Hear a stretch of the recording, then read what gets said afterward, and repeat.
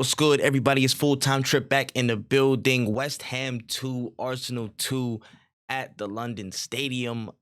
Ah, that whole performance for 20 minutes, it was sweet. And then the other 70 plus tasted like athlete's foot. It was just, yo, what is that? Yo.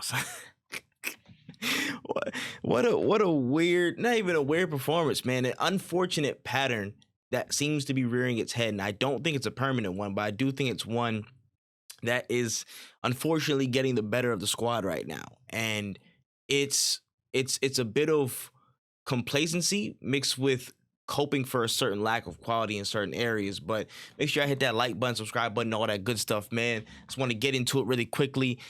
Started we were flying, we were putting him to the sword quickly, man. Martinelli was on fire. Again, Odegaard was all over the place. Some great goals. Gabriel Jesus got in the end of a easy cut him open. Ben White came across goal. Wonderful, easy tap in for the first goal. It's 3 minutes later, Martin Odegaard gets a clear, beautiful cross from Martinelli, and he slots it in 2-0. But kind of from that point, we just coasted for a good 20, 30, minutes. We got like the 35th minute, and then we just completely just sagged off. Like it was just a complete drop off, and we never got it back. And I don't know what it was. Maybe it was just the momentum. Maybe it was whatever. But at some point, I would say, like probably a couple minutes before that penalty shout, we just started to lose all composure, and that's the thing that's losing that composure, and we're not doing the simple things right, and that's where it's costing us. At this point, we're 2-0 up. In my head, I'm like, yo, all right, cool, let's go for the kill, let's get 3-4. But it just like ever since the second goal win, and we just kind of coasted from that point, and then that's what got us into trouble with a really big mistake from Thomas Partey trying to flick it over Declan Rice for some reason, and then unfortunate swing in from Gabriel that goes to a penalty. Benrahma slots it, and then we're in trouble. We're in trouble from the rest of the match. Bowen equalizes in the second half, and it just looked dead. And on top of that, our best player in Jesus was hooked. You know what I'm saying? Saka missed a penalty that could have taken us 3-2 up. Or maybe 3-1. I can't even remember where it is.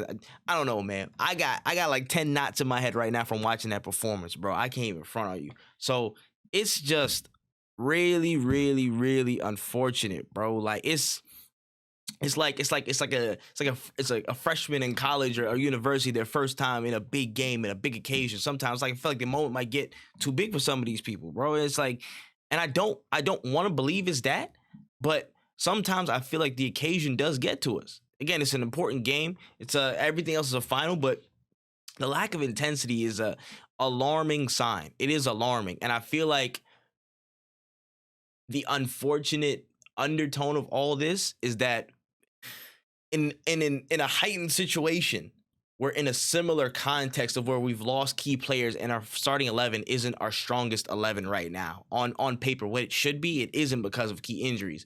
Zinchenko being out today and Saliba being out today, I think that was a big contributor in us not being calm, us not being composed, us not having control, and that led to just being like choppy, areas of play. Even though we had a lot of possession, even though there was like some random stat, we had like the most possession in the first half in a away match in like 7 years or something like that. That doesn't matter if you're not able to hold the ball well, build a rhythm and then attack from there. We didn't have that platform. We didn't give ourselves that platform from there. It just got, wishy-washy, got dodgy. The holding was getting a little bit chomped in the channels, but you could say most of the incidental things were on Gabriel for the penalty. It was on Saka for the penalty miss. Partey for his mistakes and just being too careless with the ball. And I feel like a part of that is Zinchenko does become, again, that pseudo midfielder, and he controls a lot of that play and then progression. So Partey doesn't have to. And I feel like that mitigates a lot of problems that we saw today. And it's just unfortunate cracks without key players in our system. And we can't replicate that with our second team. We can't replicate that with our second squad or players from that second squad. And that's unfortunate. That is a kick in the teeth. That is, this is definitely 2 points dropped. If Liverpool was a hard point game because of the performance, this is the hardest 2 points dropped I've ever seen, bro. Like, they was dropping it like it was hot. Like it was, Pharrell and Snoop Dogg on the track. Nah, it was very topsy-turvy. I can't even lie. By no means is the league over. By no means is the league, you know what I'm saying, dead for us, but there's no margin for error. And this is a techie situation now because City have gained form. They're starting to look resurgent, and then they're going to be all ready to go for us. I know they have the FA Cup game against Sheffield. I know they have the second leg against Bayern, but in my opinion, I'm pretty sure they're going to cruise both of those and rotate, and they'll be ready for us at the Etihad. And the occasion of the Etihad and what it means for the title race, potentially a title decider, this is where I want us to really keep our heads, and hopefully I hope to God we are full strength and we have Saliba back in and we have Zinchenko back in, because that's the only way we can come out of there with a result that's favorable for us, in my opinion. We have to be full strength. We have to go man to man. We have to field our strongest 11 to get this out. We have to pull, you know what I'm saying? We have to pull the costume out the closet. We got to pull the Superman cape on. We need to hit that telephone booth and get that strongest 11 out the bag, or else it's looking long for us. I can't lie. I'll be honest with that. I do have a bit of fears of going to the Etihad without our strongest 11. If we do, I believe we can get a result. But if we don't, that's where stuff goes a little bit left. But I'll give a quick run through everybody 1 to 11 on ratings, because I didn't do that last time. Or at least I don't think I did. Ramsdale, I'll give like a 6. I think he was pretty bog standard. Wasn't really much to do. Unfortunate goals conceded. Ben White, I will give a 7.5 because he had an assist. He had a really good goal. I think not a really good goal, really good assist. Again, he got himself about well. Tried to help Rob Holding as best he could. Rob Holding, I'm going to give a 5.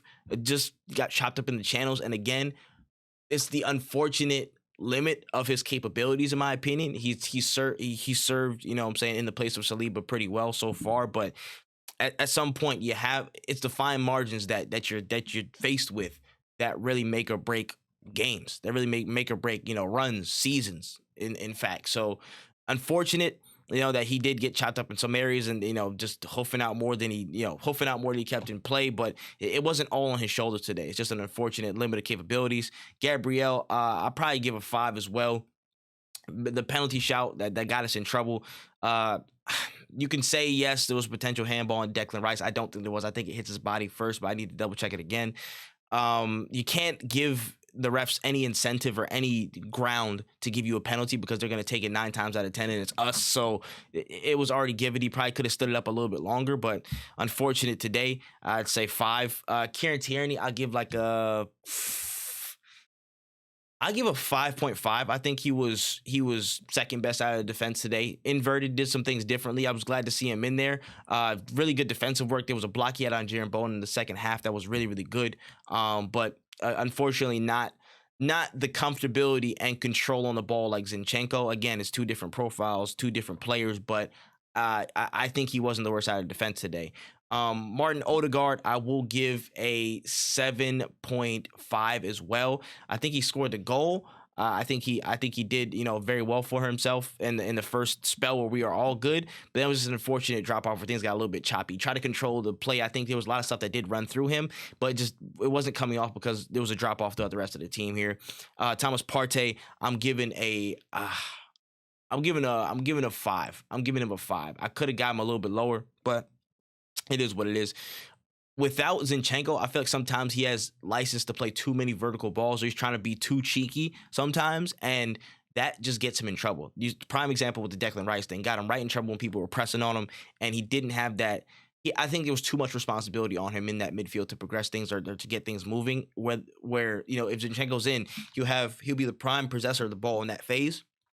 And then maybe he can get Partey in a little bit more open space where he can get a quicker ball out and move. And just to speak generally, yeah, the tempo was off today. The tempo was not where it needed to be after that first 10, 15 minutes. It just dropped off bad. Xhaka, I'll give a 6.5. I don't think he was, bad today, good today. I think he was probably the most level out of everybody, probably the most consistent. But again, the team performance wasn't on par. As a collective, Gabriel Martinelli, I'm going to give a 7.5 as well. I think he was really lively in that first minute, but when the second half came, he was marked out the game. You know what I'm saying? Not even marked out the game specifically, just nothing flowed through him. And I think that's where a lot of stuff was missing, because he had the beating of Kufal or Sufal. He had the beating of him. Yeah, he was getting past him. He was having a real good time, but it just fell apart in the second half and the end of the first half. So it is what it is. Bukayo Saka got to get a 4.5 from me. Unfortunate to miss that penalty. Could have put us up, but you gotta, he's a senior player. You do gotta give him these ratings. You gotta be honest with it, and it is what it is. 4.5. But my man of the match today was Gabriel Jesus. He gets an 8.0. He was a live wire for us today. It was unfortunate for him to be taken out when he did, because I feel like he provided so much. Again, just life, trying to kickstart rhythms. He was trying to be our pacemaker today. I think personally, he dropped deep to pick up the ball, try to get some rhythm going. He was everywhere on the right hand side, switch, filled in on the left. He was doing his thing, and he got a goal as well. So I think he was good as well. But unfortunate to draw this game and see him taken out early. Substitutes, I'm probably gonna give everybody bog standard 5 because there wasn't really much time. Unfortunate. Probably the most notable thing was that ball in like the 93rd minute from Jorginho. I was like, damn, bro, no. Unfortunate. That one was tough. But fans today, I give like a 9.5 out of 10. Stuff got really quiet when it was techie, but we were the loudest at one point in that stadium. It was looking library settings until until things got a little bit topsy-turvy with us. Ref, I'm not even giving you a rating, bro. You get nothing today. And Arteta, I'm going to give Arteta a 6 out of 10. 6 out of 10. This is the second time, I think, in a major situation where he's gotten substitutions wrong and certain man management things wrong. Gabriel Jesus, I don't think should have came off. I think Saka should have came off for Trossard, in my opinion, and we could have had a flowing, front three, maybe gotten Martinelli into the game a little bit more. And again, Saka didn't necessarily drop off in his intensity after the penalty miss, but I just didn't think he was having the most fruitful game on that right hand side, in my opinion. I think that was unfortunate. A little bit late to bring on subs as well. I think an early change at the 60th minute, probably like a little bit more of a wholesale sweep, maybe like 2 or 3 at that time to really, again, bring on some fresh legs. I think Reece coming on early would have been really good, but just wasn't meant to be today. Wasn't meant to be. You gotta pick yourselves up. You know what I'm saying? Speaking generally, you got to pick yourselves up. We got to move, bro. We got to move. There's still league games to be played. We gotta put Southampton to the sword. Like, no, by beyond reason. We have to pick up momentum. We have to get Saliba and Zinchenko back in the squad, or else it's looking long for the rest of the season, in my opinion. And we just gotta move, bro. Pick yourselves up. Dust yourselves off.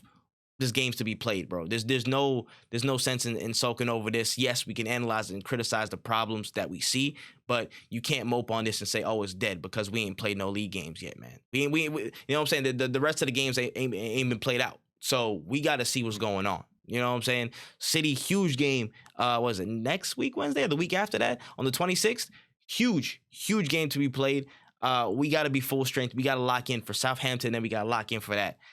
There's only one way to do this, man, and that's by marching forward. We can't dwell on this past. We can't dwell on what just happened. We have to keep marching forward if you want to see this through. So, back to team, believe in the boys. If y'all, you know what I'm saying, had any comments about the match today, let me know in the comment section below as well. Yeah, without any further ado, that's all I got for this video, but don't trip. We'll see you in the next one. COYG.